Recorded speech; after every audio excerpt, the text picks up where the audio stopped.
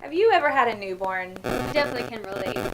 Well, today we're going to go in depth on how to take care of baby and how to take care of yourself postpartum. So stick around. Yes, girl.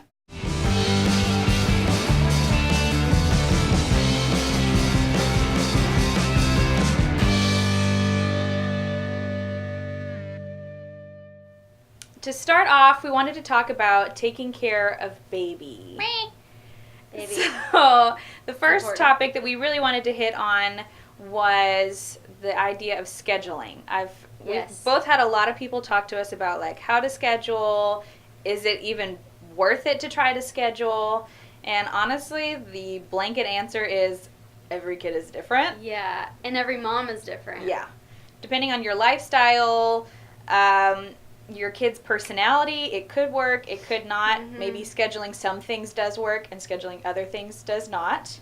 Like for my two oldest boys, scheduling sleep was like completely pointless Yeah. because they didn't sleep through the night until they were like 10 and 11 months old. So that meant Woo. Mommy was very exhausted. I feel for you. Thank you, thank you. But my youngest right now at 4.5 months has already been sleeping through the night for like a month and a half. That's good. My angel child. Yeah. I don't know where God was You like, needed- you need this. You needed it. Yeah.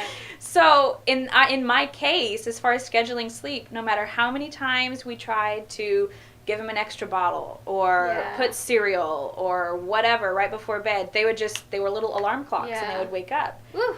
But man, this time around it's been so much Yeah. easier. And it's not because we did anything different. It's just because of how he's wired. He's Yeah. wired differently. And he doesn't have to wake up every 2 hours for a bottle. No. Yeah, and I'm different, totally opposite than that.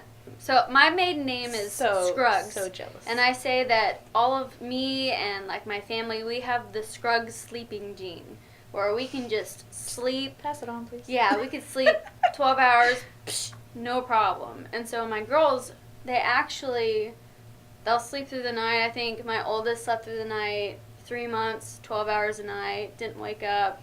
She didn't wake up till like 11 a.m. and then started her day and then went back So down. late. And yeah, and then now my youngest, she's doing the same thing now.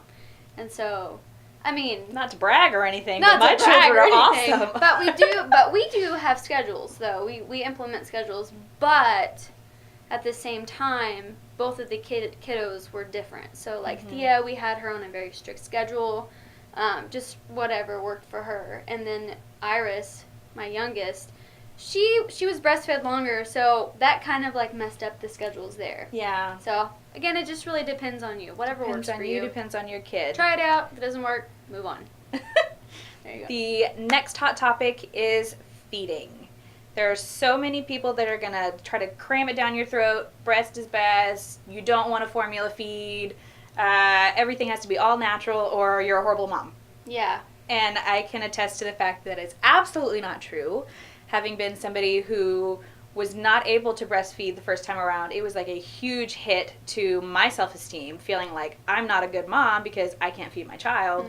And only a week in, having to like say, I cannot do this physically, emotionally, mentally, can't do it, and having to bottle feed. But I tell you what, that was the best decision I ever made for me and for my child. Don't because keep trying to force it. Yeah, because, I mean, he needed to be fed, but I physically was in so much pain that I had to, like, I was wincing through the entire feeding experience, Yeah. and it was just miserable for all of us, my husband included, because he got to hear me cry about it all the time. Yeah. So, honestly, just whatever is best for you. This Yeah. last time around, I didn't even try to breastfeed. We just did formula straight from the time my baby was born. My second son, I was able to breastfeed, and so I did that for 4 months, and I'm like, you know what, this is something I can check off my list. I am capable of doing it. I am being able to achieve something that I didn't think I could, Right. but I'm okay with moving on to something else. So when we started Yeah. feeding him more solid foods, Yeah. we started bottle feeding, Yeah. just formula feeding, Yeah. so that I could have some more help. Yeah. Yeah, so it's going back to that same thing. Just try it out, see if it works. If it doesn't, it's okay. Formula's good. They have awesome formula now. Oh, yeah. And so, I mean, because that's what we did with our first one. We breastfed for 3 months, and then I said, you know what, I'm done. And so then we gave her formula. This past one, I actually had a good milk supply going on. No joke. So we did it for 5 months, and then I was like, I'm good. I'm done. I've reached that. And we still have freezer stock, so she's still getting breast milk. So if you need some. I've got some. But, I mean, just going as in, like, just try it out. If it doesn't work or if you don't like it, you don't have to like it. Yeah. I mean, nobody's judging you. We're not judging you. Mm-mm. So, and if they are, just... We'll judge you on other things, but not this. No. Not that. But, I mean, just try it out. See if it works. If it doesn't, formula's okay. Yeah. Yeah. No judgment zone right here. And it's okay. And that actually brings us to our final topic about taking care of baby, and that is don't compare. No. That means don't compare yourself. Don't compare. Don't compare how your child is doing to how other childs have done. Don't even compare in between your own kids. Mm-mm. It's okay to notice differences, but never compare, because every child is different developmentally, different stages. My oldest, Levi, started walking right before his first birthday. And so for me, that was my benchmark. Mm-hmm. The boys have to walk before they turn 1. Mm-hmm. Well, my middle child didn't start walking until after he had turned 1. Mm-hmm. And so your first instinct is to go, oh, he's What's behind. wrong? What's wrong Yeah. with him? That kind of Yeah. thing. But that's why at the doctor's office they give you a range. Yeah. Not like, Yeah. all right, by this date, he should have it. It's just don't even compare. Yeah. And children are smart. So if you have an older child and then a younger child, and if you say, oh, so-and-so is doing better, or so-and-so is smarter or something, that older child, even though you may not notice that they pick up on it, they'll pick up on it. They get and then everything. it can plant seeds in them to say, like, oh, something's wrong with me, or, oh, kind of get that Right. little pride bubble going. So, I mean, just like you said, there's a range for a reason, and it's okay. And then if you're concerned, always talk to your doctor. Oh, absolutely. I mean, just I've send asked them so a many message questions. or something like that. We've got an awesome thing where I can just literally type up a message and email them, and then the nurse will get back to me really quick. And then literally every single time they're like, "Oh, that's fine. That's normal." Yeah. So there you go. Don't worry sweat about it. It's okay. Don't sweat it. But if you do have serious concerns, do not hesitate to talk to your pediatrician. Yeah. Because I'm sure you will not ask them anything they've never heard before. No. Unless if their pee is purple. And then I'd go to the ER or something. Our pee is not purple. No, I don't know where that came from. That's off the top of my All head. right, moving on to the second thing we really wanted to talk about after you have a newborn is taking care of yourself. That's Yes. like the last thing on your mind, because everything is all about baby. What was that squeak they just made? What does it mean? Mm-hmm. And you just kind of, whether it's intentional or not, I Yeah. don't know, you just put yourself on the back burner. You do. And it gets worse with every kid. Oh, yeah. Well, you get less time, Yeah. less sleep. Sleep in particular is very important. Yes. But I know I certainly did not get a ton of sleep with my first still two don't. boys.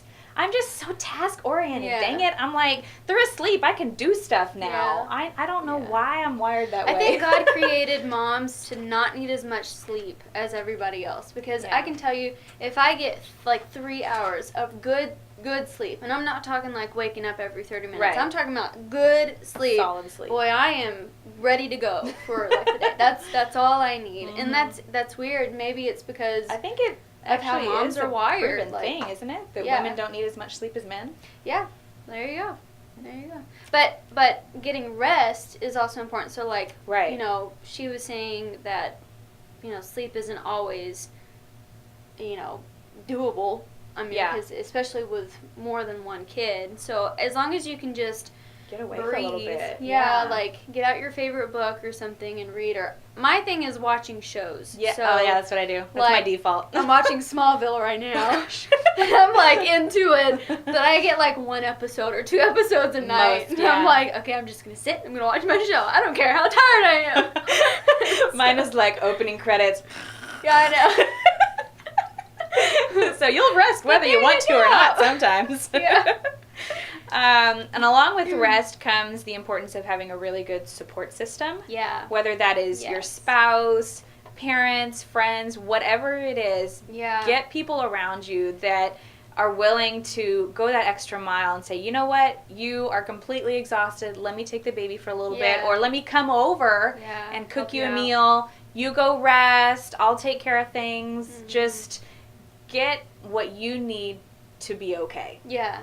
And I'll hold things down. And don't be afraid to ask for help. Yes. I had a huge issue with this. Like, I felt like I should be super mom and, like, not ever have to ask for help. Yeah. Always don't be afraid to ask for help, because I can guarantee you it's going to pay off in the end. Put your pride aside. I had to. And, like, say, can you hold the baby? Or, you know, do you mind going and changing a diaper?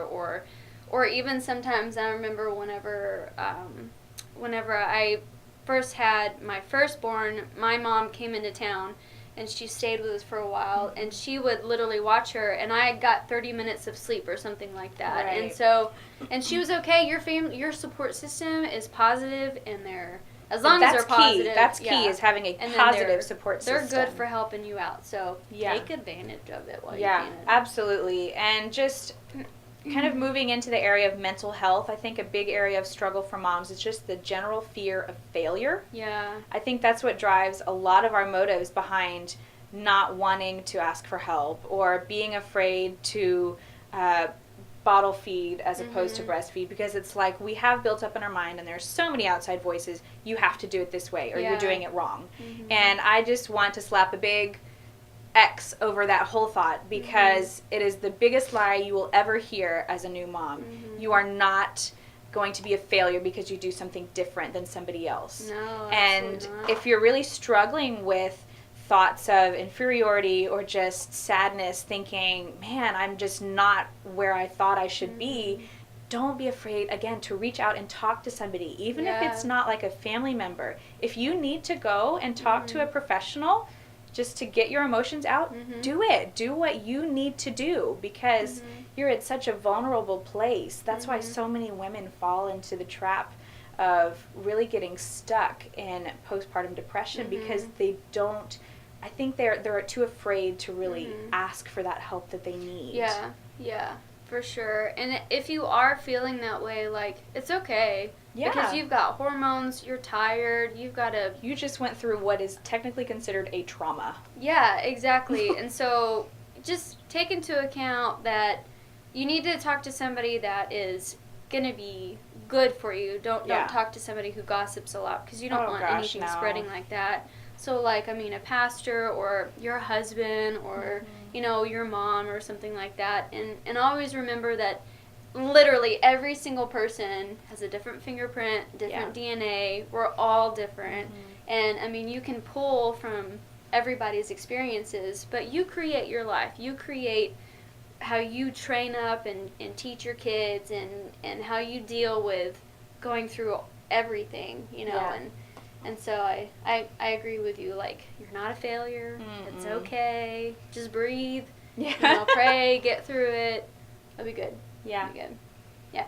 So I hope that the topics we discussed are helpful to you. Hope you got something out of it other than that just being weird. And if you want to add something, just put it down in the comments. Yes. I love hearing from people. Ask more questions. Yeah, definitely. And maybe we can get some ideas of more videos or something like that. Yeah, but definitely comment. Don't forget to like and subscribe. We love subscribers. Hit the little bell. Woo!